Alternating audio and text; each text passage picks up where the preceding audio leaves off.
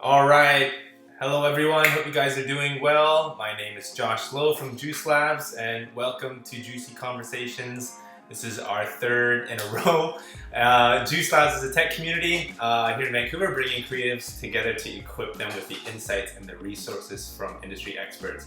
We started a series of conversations to check in to see how creatives are adjusting to the new norm and what they're doing to thrive. So if you guys have any questions, as usual, just pop it in the chat and we'll cover it at the end.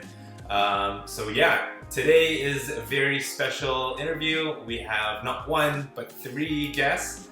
We have Kevin, former community manager at Red Academy, and he's currently the school manager at UTG. It's a kids coding school. And we have Ivo, he's the academic director at the Center for Entertainment Arts. And then we have Lee. She is the UX UI designer, and I got to know her at Red Academy. An awesome human being. So guys, please welcome the three wonderful guests. Woohoo! Everyone's cheering outside. I know, it's like this. All right, guys, welcome. So yeah, today is going to be really fun, very different theme each time. But I guess we can just start. If you guys can share a little bit about yourselves. Someone can start. Kevin, you want to start? Sure. I'll start. I'll keep it quick. Hi everyone. So I'm Kevin. Kevin. Basically, I'm here to just share my experiences that just happened around here as well, and also I have a lot of experience in the education side for more than 3 years. So hopefully today's insights about education or even community building from my experience will be valuable as well for you all. So that's more a bit of my background, and I'm excited to be a part of this. Thanks, Josh. Nice. Cool. Okay. Okay. Sure. So I'm Lee. Hi, everyone. I'm currently a UI UX designer. I guess I'm connected to this community through Red Academy. I went to Red last year for the 6-month UI UX program, and I transitioned from a career in marketing into design, and I haven't looked back since. I really enjoy design. I think it's my true calling. And I'm here today to share my experience during this different time and hope to connect with the community. Awesome. Hey, Evo. finish that one up. Yeah, hey everyone. My name is Evo. I am a video game programmer. That's at least my background, what I studied. Worked for video game companies around the world, China, Vietnam. I'm from the Netherlands, so that's where I moved from, and now in Canada. Used to be an instructor at Vancouver Film School, which some of you might know, and now academic director at the Center for Entertainment Arts. And I also work with Kevin at UTG Academy, and I freelance a lot as a programmer. So yeah, That's awesome. And Center for Entertainment Arts, that's in Langara, is that right? That's correct. Yeah, that's a Langara campus that is specialized on VFX, animation, and video games. So we offer 2-year programs that are very industry focused. So yeah. Awesome, cool. So how are you guys doing? How have things changed? How are you adjusted overall? Are you guys doing okay? Are there good days? Are there bad days? Maybe Kevin, you can share a little bit. So far, it's been good. Definitely a lots of changing habits, or kind of like your schedule of the day kind of like change around a lot because of the situations. Some of us are still lucky to be working, including myself and Eva and Lee.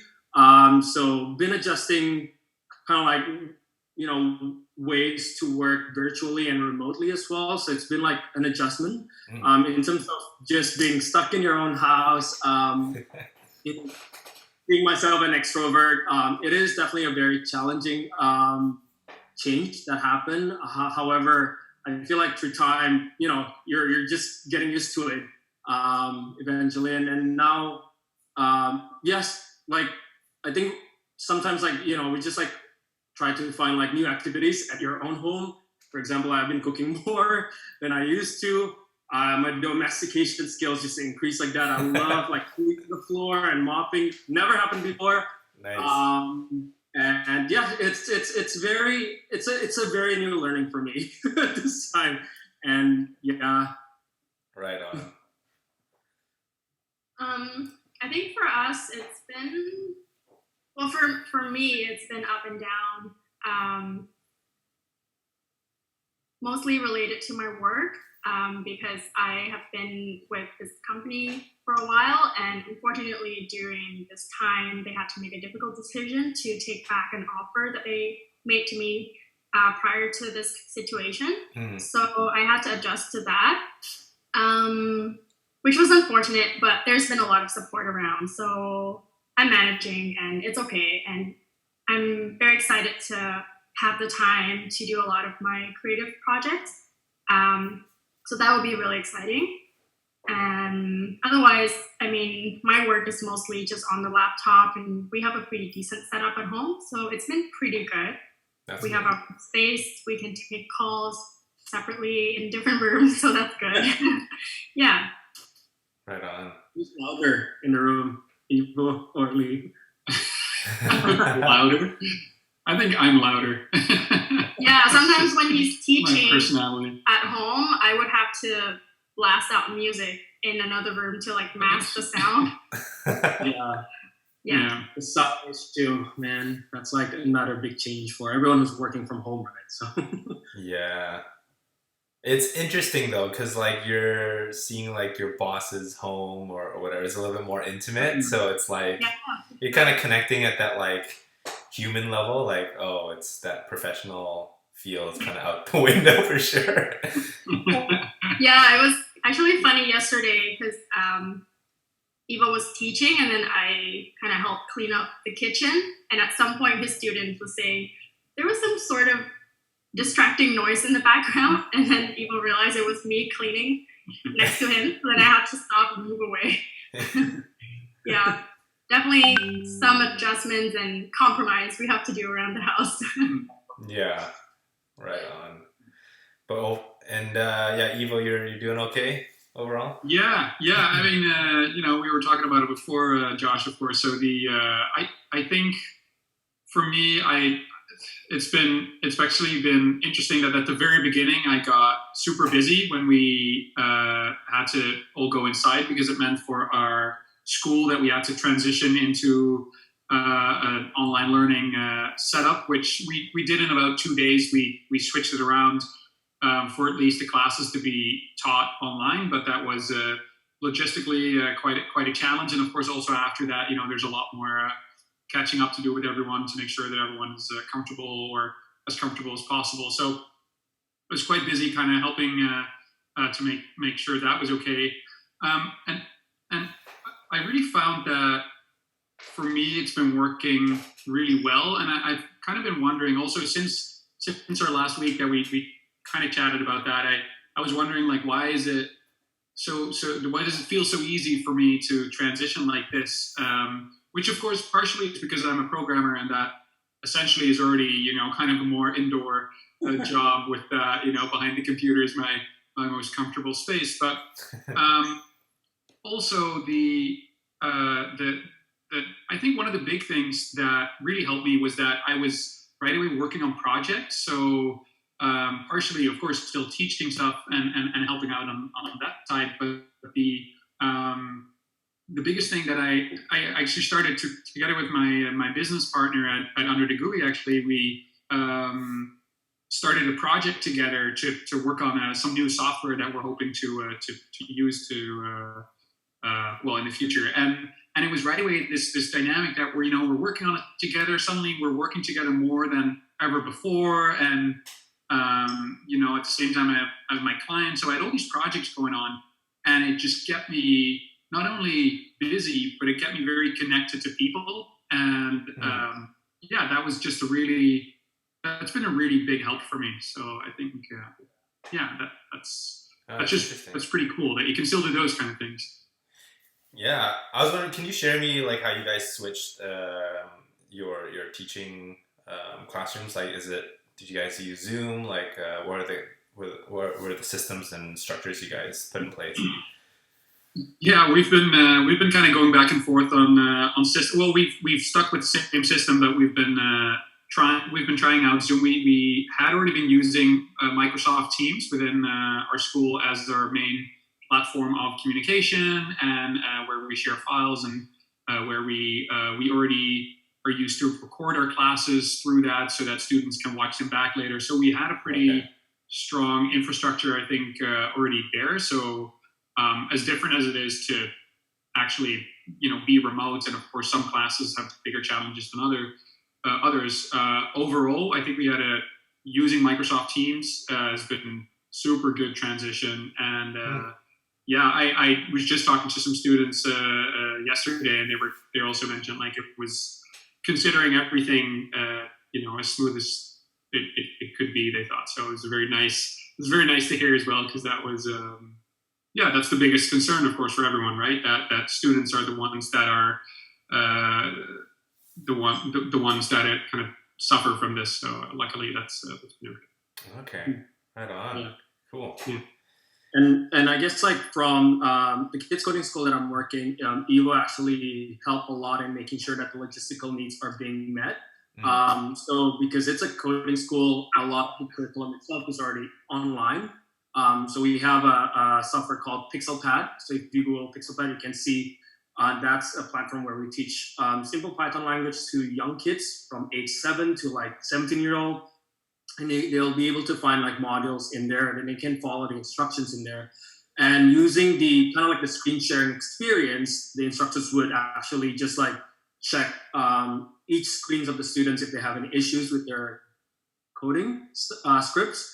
And I think, luckily, because we are in the tech education, those infrastructure helped us to transition well during this, this like circumstances, right? So it's just a matter of like, definitely a lot of second Evo, like there was a lot of challenges in the beginning where the parents or, the people need to create the proper home infrastructure.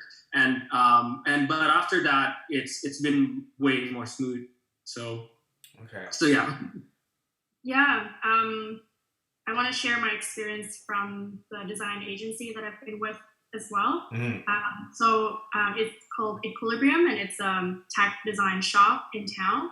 And we have been using this system called Hi-Fi to meet with our client, because we have clients across North America, so Toronto or down in the States, and we meet with them bi-weekly via this software Hi-Fi. And so when we transitioned into working from home, it was actually really smooth, because we already used the system to meet with our clients. So now we use it for the company. Okay. When we have like a company-wide meeting, then we switch to Zoom, because then we can have more people. Just gotta watch out for like what's in the background, where your light source coming from, what you're wearing, and don't bring your laptop to the washroom, that kind of thing. When you meet with clients. But otherwise, it's been really smooth. Yeah. That's good. So seems like overall not too bad. Like, hasn't been huge drastic changes or effects. I think for me, I'd say like a lot of things changed, but nothing in a way that were like very difficult to deal with. So it's like, now the environment has changed. Okay, let's adapt to it. Okay, now we can continue working again, and that. So every day I go through right now is different than it would have been if there was no COVID. But not in a very disruptive way. Gotcha. I think just to add into that, Evo, like I think go ahead. That worries most of the people is usually just like a matter of when the news just started to pop up. Like the first week of March or the second week? I think the staff or the people are just too scared to have in close contact with one another, right? I think being in an education setting for a long time now, like I see that in-person teaching is always very engaging compared to like virtual, and I think from what I see is that the staff are just wondering like what's the remote policy on this. Like, are we going to work from home soon? And I think that was the only time when there was a lot of just questions popping out in the Slack. So like, okay, are we going to work from home? Are we not going to see the students and some of the things? So, but yeah, I think now it's like way smoother, and I'm just so grateful about it as well. That's awesome. So let's talk about like if this is the new norm, and let's say this lasts for like 6 months or something, right? In terms of like community, like how are you guys doing like connecting with people? Is like all these people are doing like Zoom workouts and like online like cooking sessions, stuff like that. Has that adjustment been good for you? If you do this long term, are you guys gonna go crazy? Like, let's talk about like community. I think like everyone who's watching this, you guys should do a live stream once. This is my first time doing it. So this is like a good way to stay connected with not just your circle, but publicly the mass, right? Yeah. And so thanks, Josh. I'm acknowledging Josh for actually letting me to stay connected with, I don't know who's in the audience. I can't even see who you are right now, but there's like 2 people. No, I'm just kidding. Eight watching you guys. But I guess like it's just finding I guess like in terms of community building, this is like the best time for you to find the community groups that you like, that you're passionate about, and there's a lot of them popping out in the internet right now. Yeah.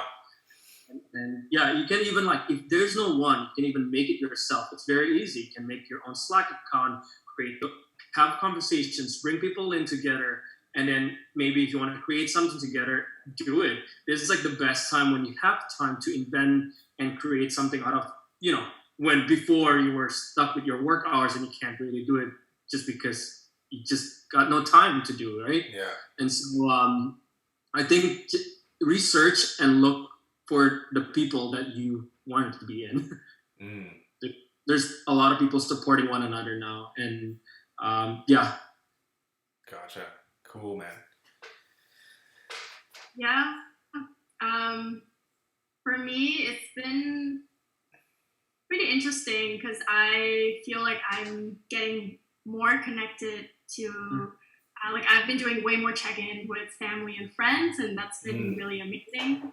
And the one big thing that I really miss is my outdoor activities. Before this whole thing, I was like snowboarding, climbing every week, and I can't do that now. I mean, I can try to do them at home. There's been a lot of creative videos of how people are trying to, climb at home or whatnot. But it's okay. Climb on your couch. Creative ways.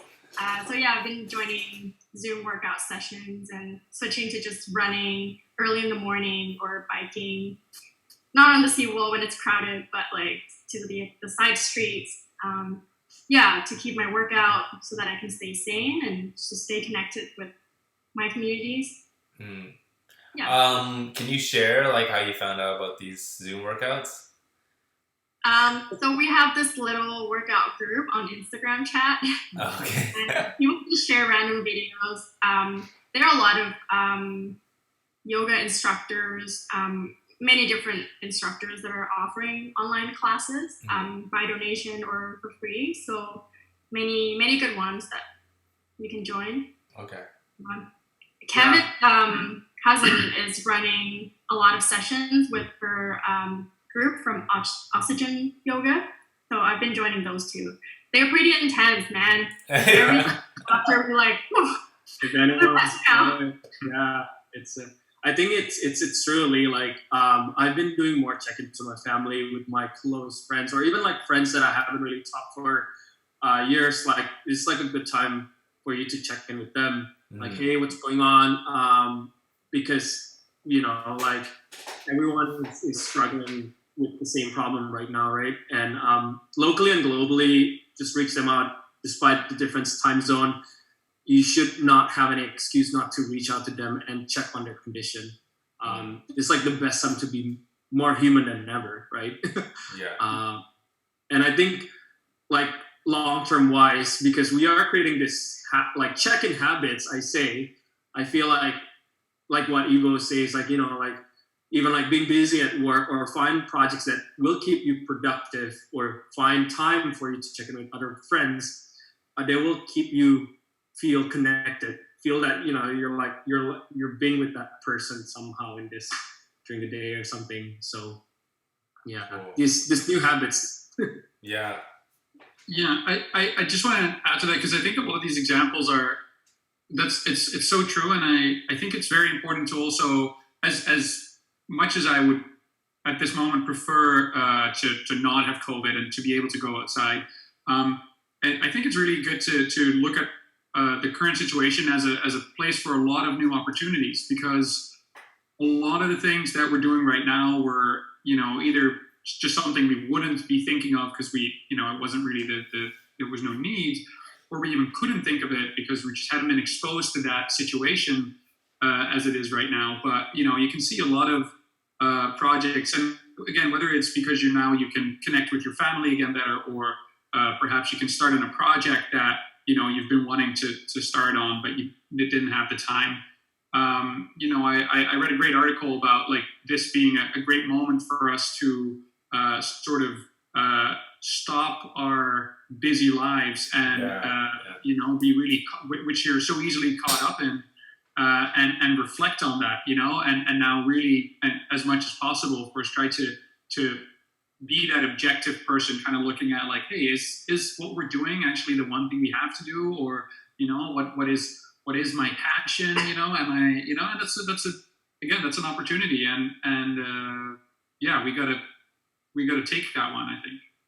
Yeah, I feel like this is definitely a time for everyone to reflect and reassess like what really matters, because especially pre-COVID, I feel like most of us were so busy with a lot of things and just reacting, and then now it's like this forced rest where we can just actually take stock and see what's important, and then I guess reach out to family and friends who actually really matter. So it'll be interesting, like what will come out of this time after we're like released back to the wild. Yeah, we'll learn something. I don't know if this happens to you guys, but I kind of stopped doing a bit of a long-term goal during this COVID time, because things are changing all the time, and I kind of take it like monthly by monthly, or kind of like day by day, because I used to like plan my goals for like 3 years, 1 year, and those type of things. But I think to Evo's point as well, like this is also a good time to reflect upon yourself on like what is, maybe other than a long-term goal, like what is your like new values that you want to achieve right now. So I think that would definitely create more joy with you, because if you do things, if you, let's say, give back or do a fundraising campaign to the frontliners, because that's one of your value and you think that you can do it now, do it because you have time. And I think it's like in terms of like, making a long-term plan, like, oh, I'm gonna fundraise in the next quarter, like those things maybe is not going to work, just because we don't know what's going to happen around our places, right? So I think focus on the value more than the like long-term goals maybe is more beneficial for me. Yeah, I feel like it's super hard to do long-term planning right now, because like everything's up in the air, it's in flux.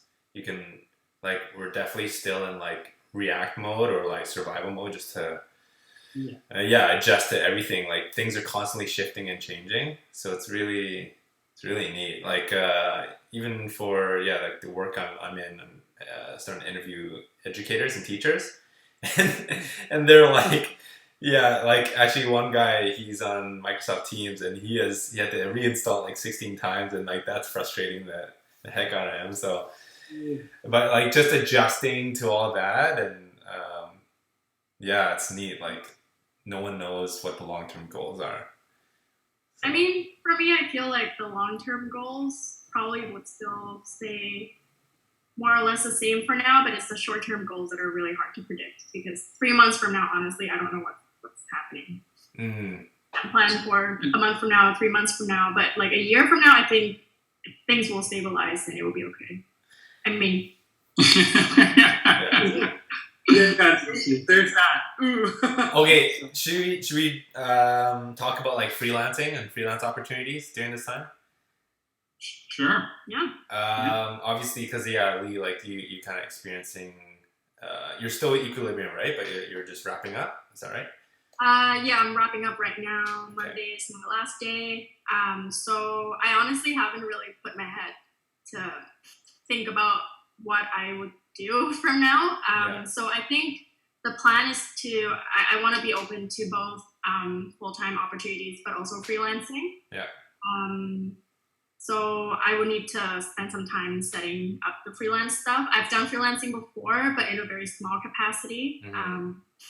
And since I've been doing contracting for a while, I might need to look into incorporating. I don't know. I haven't really looked into it, but like I might be hitting that point. So yeah, we'll have to do some planning. Gotcha.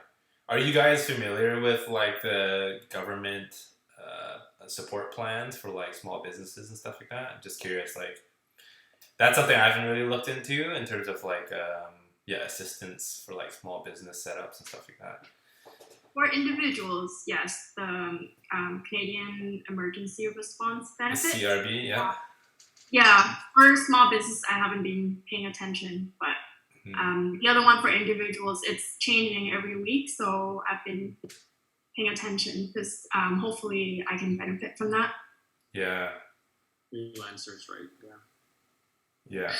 Yeah, actually, I heard today on the news that anyone that earns less than $1,000 a month now would also be qualified for it. So they would catch a wide like group of people that were not qualified for that before, like students or part-time people that just reduce hours. Yeah, so that's quite good. Yeah, very interesting. Yeah, I don't know much about TRB, but just about freelancing. I would definitely say for me, it's one interesting development has been that my client and the team that I'm currently working with, I think overall a bunch of them have a bit more time, so it really started to pick up a lot. So actually, I feel a lot more sort of momentum in our current sprints because we just work on 2-week sprints, and I can right away feel that since last sprint end and the new sprint when it came in, everyone was just on top of it, and everyone is, getting stuff done much faster, which is actually a very positive development, of course, especially for our project, which, it was actually at a little bit of a difficult spot where you felt it was slowing down, and now it really is like a boost to the project. So, it's been very interesting to kind of see that, again, as sort of maybe a positive that came out of this for us.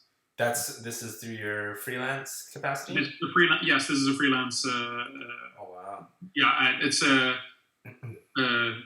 basically a VR project that we're working on together, and yeah, it's just and it's not very much affected because it was already funded, and so it's really just executing it right now. So and we were already working on it remotely anyway. There's no central office, so again for just this project, there was really very little impact.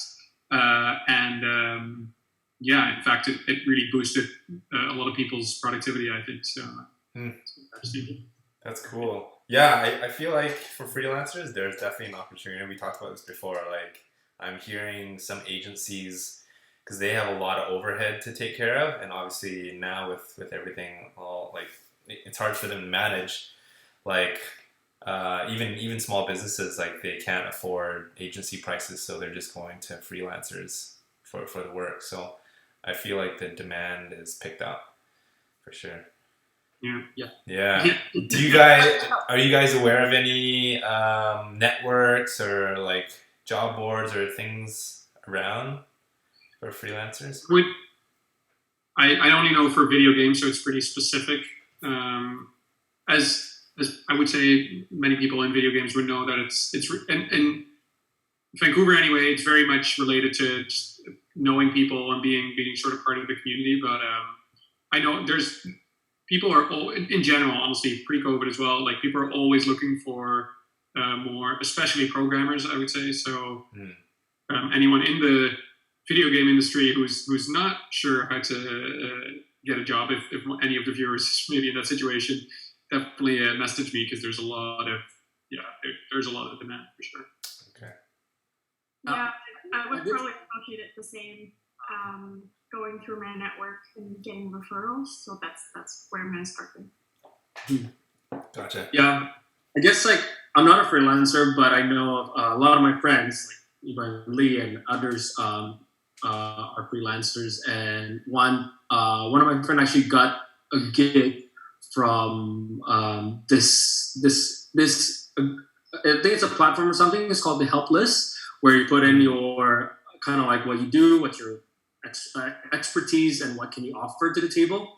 And then there'll be like a bunch of companies who'll be looking at the list of like, I guess, the tech talents or the freelancers itself in there, and they'll contact them directly. And then one of my friends did get a website redesign gig out of that. So I think it's just like really like LinkedIn has a lot. I think LinkedIn is a good place to find where to find those like community groups that are helping one another, because as you know, many of our friends unfortunately got laid off, but there's also a lot of like rescuers in this case where they try to create this bridge to more opportunities during COVID time. Gotcha. The Helpless, I think it's called. Helpless.ca or .com? I'll find it. I'll put it in the link. Awesome. So guys, what's the have you had a lot of time thinking what the meaning of life is? Ooh, it's a tough question. I hope I'll find out during this crisis. That's plenty of time right now. Have you guys been like reading new books or taking extra time to like educate yourself or learning other than like picking up cooking skills and stuff like that? Yeah, I'm trying to pick up reading for sure, but I've been slow because I still have work to do, and I have quite a few creative projects that I'm excited to work on. So, but anyways, the current book that I'm reading is Thinking Fast and Slow. It's recommended for UX a lot. Okay. And it's brilliant. I'm just a few chapters in, but it's an incredible book about our thinking, where there are two systems, system 1 and 2, where one is kind of like the monkey system, where you would make really quick decisions for you. And system 2 is where you really have to think. Whenever you do big problem solving, system 2 comes in. So the two systems kind of work together and also interfere each other sometimes. And yeah, it's a thick book, so I'm getting to. Yeah, I'm also kind of like Lee. Need to try to start reading again. I have a lot of books, but I haven't really touched upon it because I've been trying to put my time on other things. I'm a gamer as well, so I've been trying to finish all the games that I was just gonna say. So what recent game that came out that you may be playing right now? Just fun games to reduce anxiety, But yeah, I mean, games are so expensive now. It's like $80 and $90, right? So it's almost like double or than a book cost. So yeah, so I feel like this is also a good time when you have some time during the weekdays, just like again, do the things that you can never do before. So yeah, but I pretty much finished all of my games now. So next is to read all of my books. But there's a couple of books that kind of like Lean UX is also a good one. Talk about applying lean principles and UX stuff. That is on my list. And Homo Deus and Sapiens, I think it was recommended by Lee and Evo actually. Talks about, I guess it's the history about the world and what's going on. It's from Yuval. That one is actually Yuval. Those books are really good to read for during time. You will find the meaning of life in there. It's almost the opposite. He makes it so practical that you really wonder, like, wow, like we're really nothing but a bunch of puppets, following patterns. But it's an amazing book. We're just a string of biological or Yeah. biochemical reactions. Yeah. That's Wow. all. There's no anything. That sounds pretty depressing. Yeah. But it's an interesting book. I would definitely recommend it. Cool. How about you? Me, oh yeah, I was mentioning this on yesterday's talk. Deep work. I am not the fastest reader. Like I have a lot of books that I'll just start and open. So I have like 4 or 5 books that's just like half read. But Deep Work is a really good one by Cal Newport. Basically just talks about like the world that we live in, like full of distractions, and how like so much focus is lost just by task switching. So he talks about a lot of like use cases where all these great people have accomplished a lot of things where they just go in the woods and just write a book in an isolated period of time, and you just work out like deep stuff pretty well. So that's a good one. Another one is Culture and Brand. It's Fusion, and it's like the fusion between culture and brand, and that's something funny enough, Karina, her company's all about that. So so that's a pretty neat one. And then a whole bunch of like branding books just to pick up my design skills. Yeah. Yeah, that's good. Yeah. Cool, guys. Is there anything else you want to share? Any like advice you want to give to other people?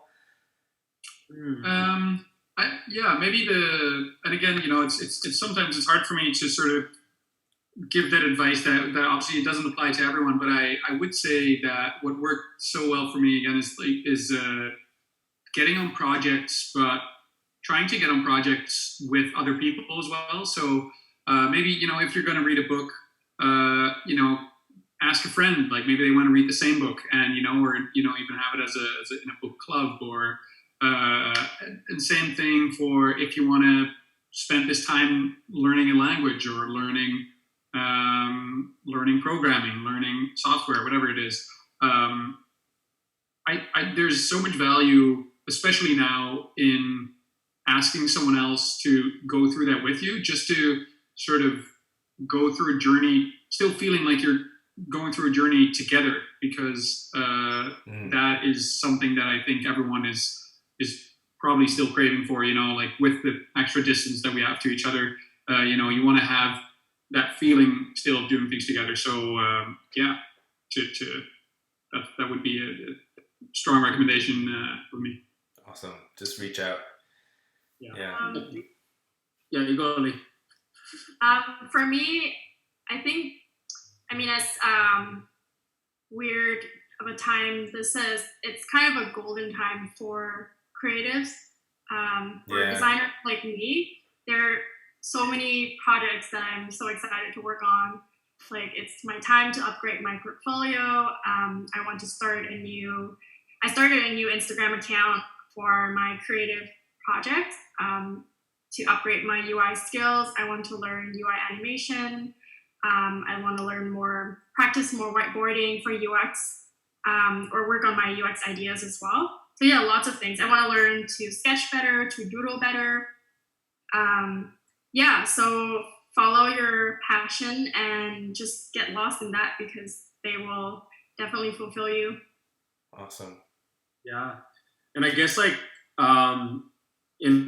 my part, I think to some people, if it's hard for you to find those communities that doesn't resonate with what you want or what you like, you can do a simple task, such as writing down your this is what I want to do in your LinkedIn or Facebook or anywhere. This is what I want to do. This is my why. Anyone who wants to join me to do this game club, book club, or online course club, right? So if it's hard for you to find someone, just use your social media to find those people. You will definitely get 1, 2, even having a one person. It's kind of like having an accountability buddy for you, and it's great to have that sense of togetherness now. But a couple other suggestions. same like me, I used to have a bit of a background in UX, UI, digital marketing, and a bit of coding. So this is a good time. There's a platform called EDX, and I think a lot of university are opening up free online courses. And something that I want to do is to learn more like data analytics tools and skills, and also just more about coding. As you know, there's a lot of programming opportunities out there. So maybe this is also a good time for me to polish my technical skill, right? So, and if you don't want to like stay super productive, it's fine to just step back and just like chill, sit down in the balcony, wave to your neighbor, drink your beer across the balcony, like just say hi to one another or sing in the balcony. Just like, it's not a productivity competition right now, right? It's more about, I think, for us to deal with uncertainties and take care of our mental and physical well-being. That's number one thing. That's why me and Lee, we do a lot of home workouts together, because it's nice to do it together. And then when you do those activities, you suddenly forgot about what's happening in the world. You just like focus on what's happening there with your friends. So yeah, and there's many more things that I can recommend, but I just want to be mindful of the time. Yeah, no, we got lots of time actually. I'm curious because I feel like because we're kind of forced to interact through technology and the screen, like obviously our screen time is like increased significantly. Have you guys personally experienced like, oh man, this is just too much time just sitting, or even like, yeah, looking at a screen, or has it been okay with you guys? Like, I'm wondering, how do you balance like online and offline time? I actually just this morning woke up with a headache, and I'm pretty sure it's because of the amount of screen time that I've been having. I find it hard to balance. It's also because I actually really like working on that stuff, and it's a comfort zone for me. So I'm not doing it because I have to, but really just because I really enjoy it. But one thing that thank God nowadays there's dark mode in almost every app. So that if you're not using it yet, please, there's no way that you can look at a bright screen nonstop. So. But yeah, no, it's not really much advice. It's more like just a personal experience that like I said, woke up with a headache. So now I'm trying to, at least before sleep, do it a little bit less. But so. Yeah. Are you feeling it? Like people in my company, before we have a pretty regular 9 to 5 schedule, and at 5 people go home. Yeah. And now at 5 p.m. or even until 6 p.m., I still see a lot of green dots on Slack, So it's just so easy to keep working because you're already at home. You don't have to go anywhere. So just keep working on the stuff you're working on, right? Yeah. Yeah. So I want to be also more mindful about that for myself, to cut off and have the balance. Go outside, enjoy the sunshine. Yeah, I think like walking, like I know people need to stay at home and do those type of, like self-isolation and stuff. But me as someone who loves to cycle, I believe that, like it's okay to run in a very smart and cautious way, and to bike as well, because I think that's the beauty of Vancouver. We have the backyard is beautiful. That's like the best way for you to like get out from your screen. And I believe Josh just sometimes take a walk, just like get some air, or sometimes cooking also help. Definitely my cooking skill is much better.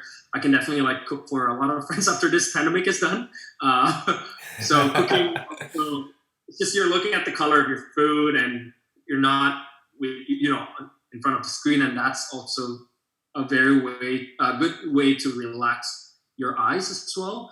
So there's a nature time and also there's a cooking time. But yeah, I mean, try not to go out too many times, but I think those are necessary steps for you to protect your eyes. Yeah. Biking's okay, right? I don't know what all the new rules are now. Yeah. I saw a post from Vancouver Park Board, and they still okay with people biking or walking or Okay. running. Just I think for running they're recommending 6 meters apart, and for biking is 10 meters apart. Interesting. Okay. Yeah, Yeah, I think Because so. you might be That was a- moistly speaking on the bike, right? Which is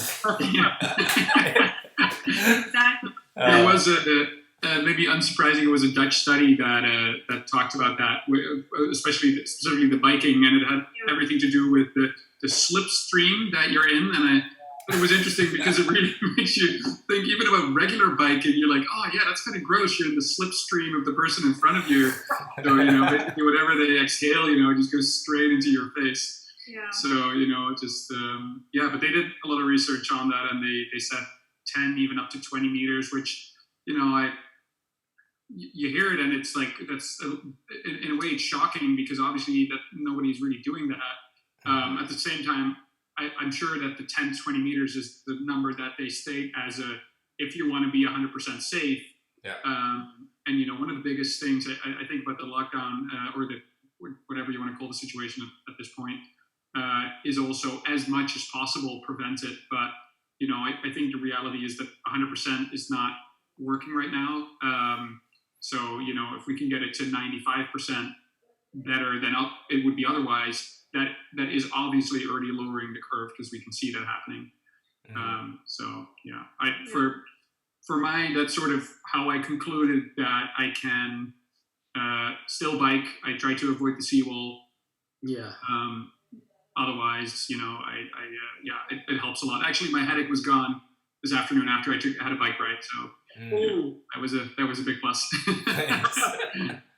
Yeah, I mean, there's a lot of quiet trails. I'm assuming if you had I think we both live around downtown area, and if you go to the UBC area, that's usually quiet. Because I do road biking as well a lot.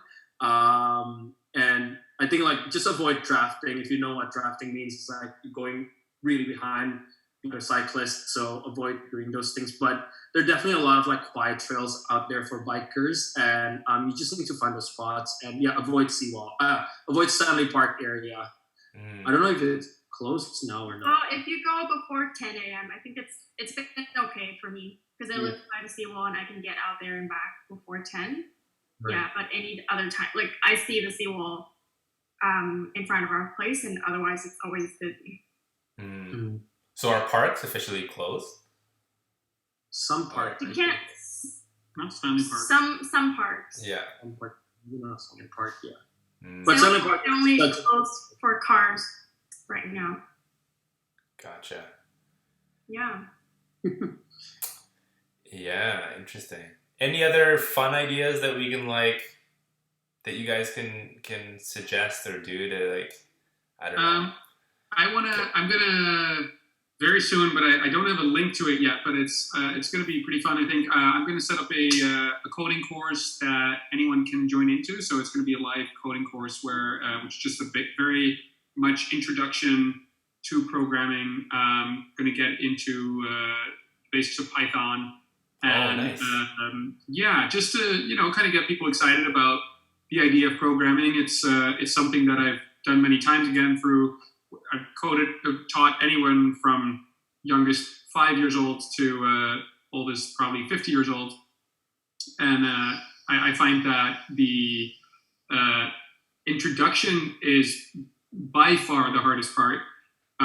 One of the issues is quite commonly that if you look at a lot of universities, for example, they kind of start with languages like C++ because it's more of a foundational language, which definitely has its advantage, but not when you're first learning. So for a lot of people, they were sort of put off by programming because they were kind of shown that, and you learn stuff like Visual Basic or again C++ or C. Terrible languages to start with, not at all good for, I would say, the vast majority of people, where learning with Python is actually it can be much more fun. So that's kind of a philosophy we use at Under the GUI as well, and at the CA as well, actually. I'm going to set up a public course for everyone to join in through Zoom, Zoom webinar, or depending on how many people show up, Zoom meeting or Zoom webinar. But that's going to be It's amazing. coming on. And if that's cool with you, Josh, maybe I'll let you know once I have it up, and then you can share that link with any viewers. Yeah, perfect. If people are interested, can they email you with the Definitely. Okay. Yeah, definitely. Yeah. Awesome. Yeah.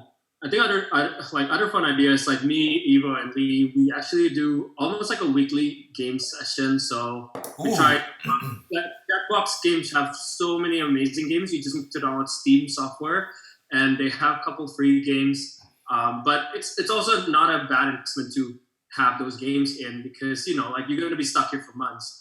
Eva host an online. What? Sorry. Is that oh no? Yeah, I mean, Evo, we just actually did the code name online, and that was very interesting. Great one. But that really elevates your mood, and Josh, definitely we can bring you in, I'm in. And I have friends who are in the workout lifestyle type of thing where they do free workout exercise. So I think you just need to find those right people.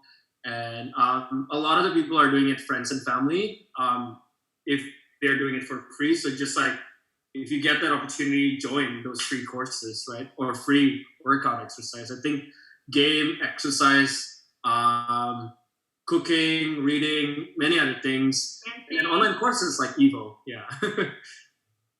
Awesome. Cool.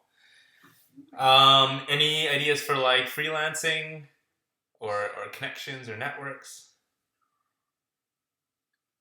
It's a tough one. I can, but this, all my connections, I will say, I sort of built up over the past years, and it was definitely always through events and actual interactions. So that's sort of out of the question. I find that a lot of freelance websites are really tough to kind of sell yourself in, especially if you're more of a, in a starting position. It's almost impossible to compete with people from whether it's India or the Philippines or wherever it is, right. But at least with where they can accept a much lower base rate and still do really good work. So I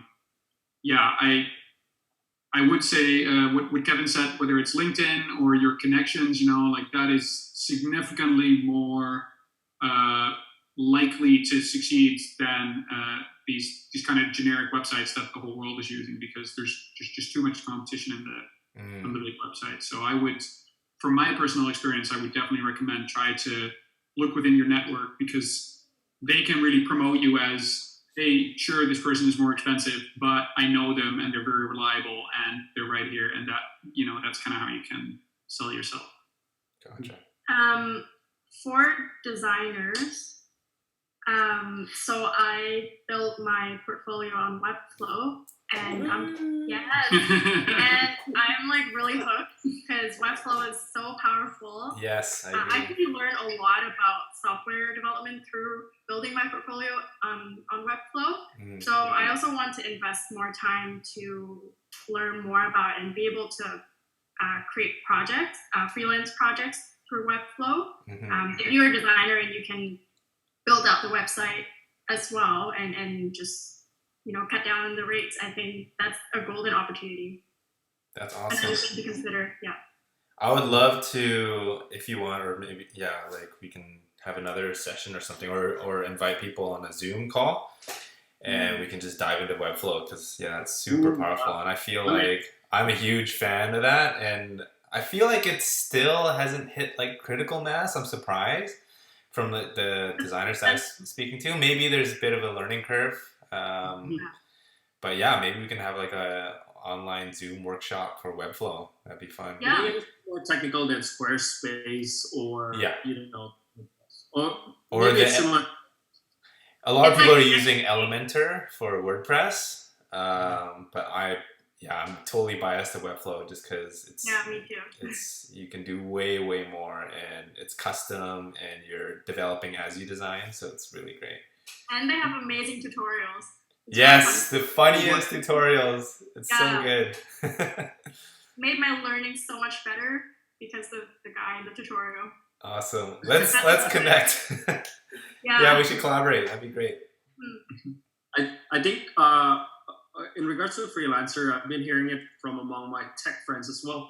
if you have recruiter friends that are currently working right now and dealing with hiring new talents during COVID time, some of them, if they have the spare time, reach out to them, just message them. If you, depending on what relationship you have with them, ask them if they can check your new resume or portfolio, so that like maybe during this pandemic time they're looking for something specific, such as I don't know, remote capability or things like that. So I think utilize your recruiter friends during this time. I think they would be the best person to talk to in regards to finding more freelance opportunities or finding a new job during this. Like I know hiring can be a bit frozen right now, but I still have a lot of friends in the HR and recruiter side who are still working now. So that's also another way to, like find a way to this circumstances. Nice. Awesome. Thank you for sharing. All right. Anything else, guys? I think I said what I wanted to say. Yeah. I don't have much of an agenda here anyway, so I was open. Yeah, no, it's I'm not even sure how long has it been. I feel like we've been talking for hours. It has been almost an hour, and we have 7 people with us. So thanks for joining, guys. Going strong. Yeah. So no questions so far. So I guess we'll wrap it up. Thanks so much for joining us. I had a lot of fun. It was super, super great. We should do it again sometime. Yeah, thank you, Josh. We'll talk more about Webflow. Yeah, let's do that for sure. All right, let me switch the screen. And all right, guys, if you guys wanted to get a hold of Lee, Evo, Kevin, here's their contact. Lee, that's her Instagram.